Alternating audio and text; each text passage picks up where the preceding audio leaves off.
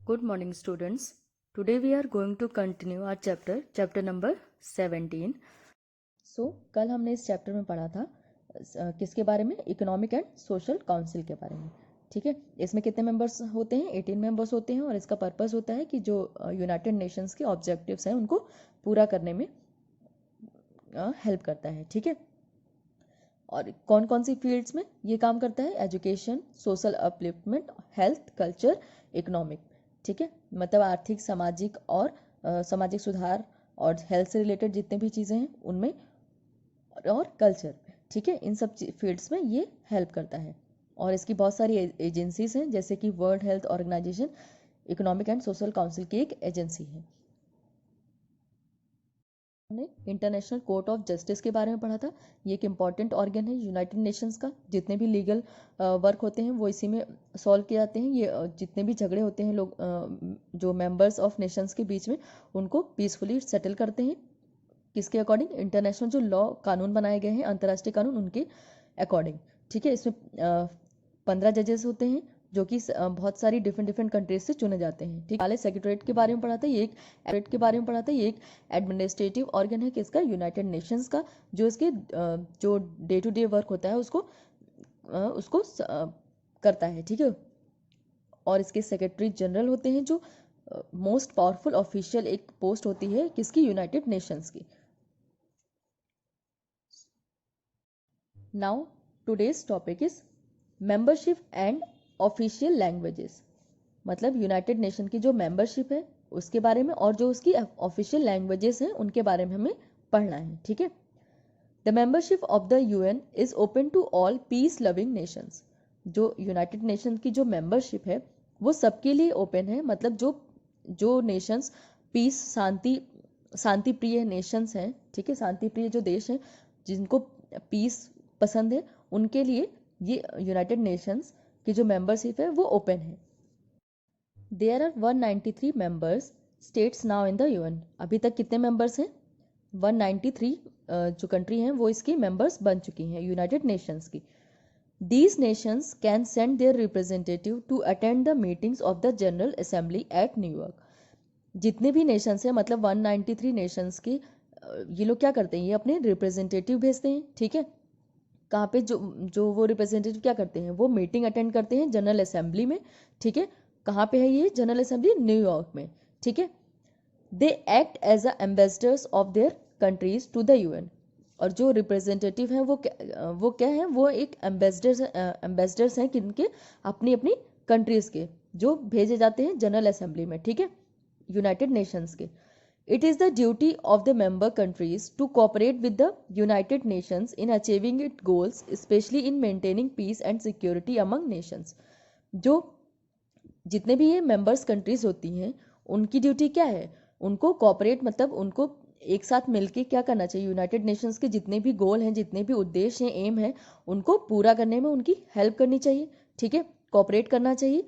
और जो भी स्पेशली मतलब क्या, जो पीस और सिक्योरिटी, शांति और सुरक्षा, जो जितने भी नेशंस हैं, मेंबर्स नेशंस हैं, उनके बीच में शांति और सुरक्षा को मेंटेन करना, उनको बनाए रखने में उनकी हेल्प करना। ठीक है, कोऑपरेट करना। The United Nations has declared 6 major language as its official languages. जो यूनाइटेड नेशन है उसने क्या किया है? उसने 6 जो मेजर लैंग्वेज हैं उनको डिक्लेयर किया है एज अ ऑफिशियल लैंग्वेज। मतलब उनकी एक ऑफिशियल लैंग्वेजेस हैं, कितनी है? 6 हैं। ठीक है, किसकी? यूनाइटेड नेशंस की। They are English, French, Russian, Spanish, Chinese and Arabic. तो वो 6 लैंग्वेजेस कौन सी हैं? इंग्लिश है, फ्रेंच है, रशियन है, ठीक है, स्पेनिश, चाइनीज एंड अरेबिक। ये जो 6 लैंग्वेज हैं वो क्या है? यूनाइटेड नेशन की ऑफिशियल लैंग्वेजेस हैं।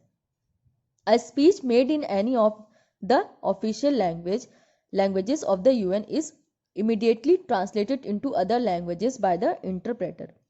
जो स्पीच होती हैं किसके तरह? जो यूनाइटेड नेशंस में जितनी भी स्पीच होती हैं वो ऑफिशियल लैंग्वेजेस में होती हैं, मतलब जितनी भी ये ऑफिशियल लैंग्वेजेस में। ठीक है, और ये वहाँ पे क्या होता है? वहाँ पे इंटरप्रेटर लगे होते हैं जो उस स्पीच को या उस लैंग्वेज को ट्रांसलेट करते हैं बहुत सारी लैंग्वेजेस में। ठीक है, जैसे वो बोली जाती हैं, और वो इंटरप्रेटर क्या करता है? वो उसको चेंज करता जाता है डिफरेंट लैंग्वेजेस में। ठीक है, मतलब जहाँ जहाँ के रिप्रेजेंटेटिव होते हैं उनकी अपनी लैंग्वेजेस में वो चेंज करता रहता है इंटरप्रेटर, ठीक है। डू यू नो, क्या आप जानते हैं, the current secretary general of the UN is Antonio Guterres of Portugal.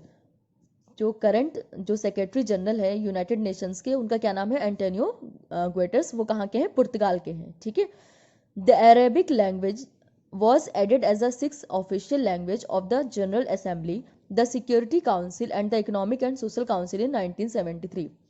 पहले जो अरेबिक लैंग्वेज है ये कब ऐड की गई है ऑफिशियल लैंग्वेज, यूनाइटेड नेशंस की ऑफिशियल लैंग्वेज में, 1973 में, ठीक है। कहाँ पे, जनरल असेंबली के द्वारा कहाँ, security council, economic and social council में, ठीक है। Nasir Abdul Aziz Al Nasir of Qatar was elected president of the 66th session of the United Nations General Assembly on 22 June 2011।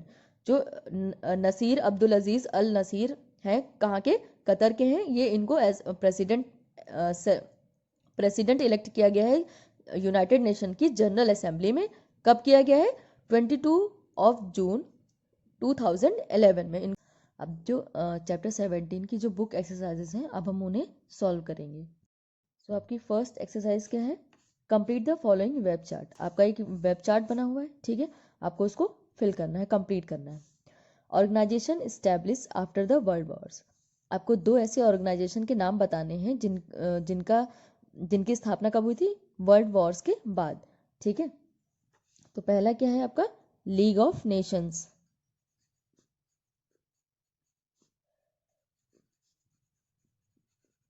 League of Nations.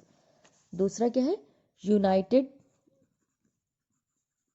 Nations organisation.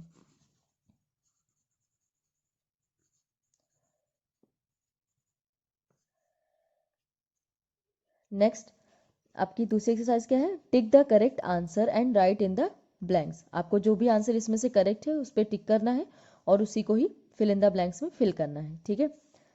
The first world war was fought during. जो first world war थी, जो पहला विश्व युद्ध था, वो किस time में लड़ा गया था, 1914 टू 1918 या 1907 टू 1910 और 1941 to 1943।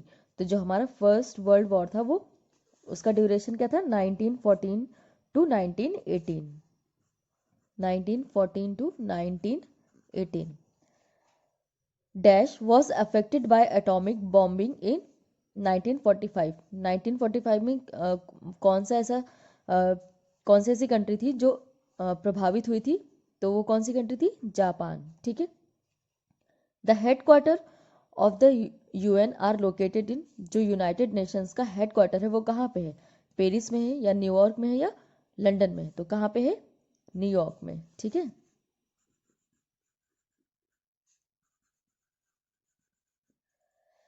The total number of member states of the UN is.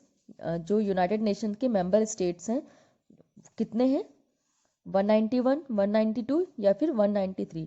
तो कितने मेंबर्स हैं यूनाइटेड नेशन के, 193 नेशन इसके यूनाइटेड नेशंस के। Next exercise is right whether the following statements are true और फॉल्स। आपको ये स्टेटमेंट्स दिए हुए हैं, ठीक है, इसको आपको पढ़ के ये बताना है कि कौन सा स्टेटमेंट ट्रू है और कौन सा स्टेटमेंट फॉल्स है। जो ट्रू होगा उसके आगे टी लिखना है, जो फॉल्स है उसके आगे आपको एफ लिखना है, ठीक है। The second world war started in the year 1940।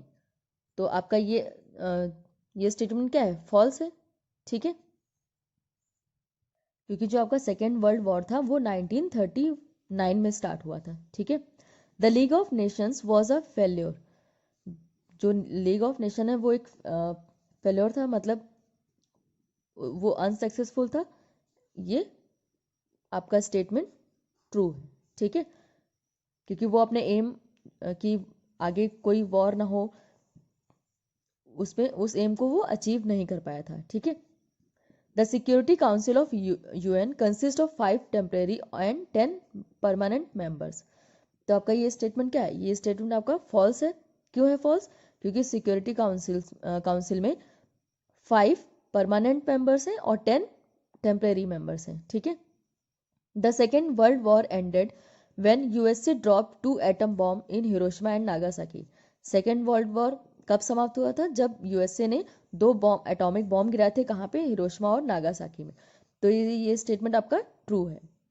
The United Nations Organization was officially declared on 24 October 1945। तो ये स्टेटमेंट भी आपका ट्रू है, ठीक है। ऑफिशियली जो यूनाइटेड नेशन ऑर्गेनाइजेशन है उसका ऑफिशियली डिक्लेरेशन 24 अक्टूबर 1945 को ही हुआ था, ठीक है। So thank you class.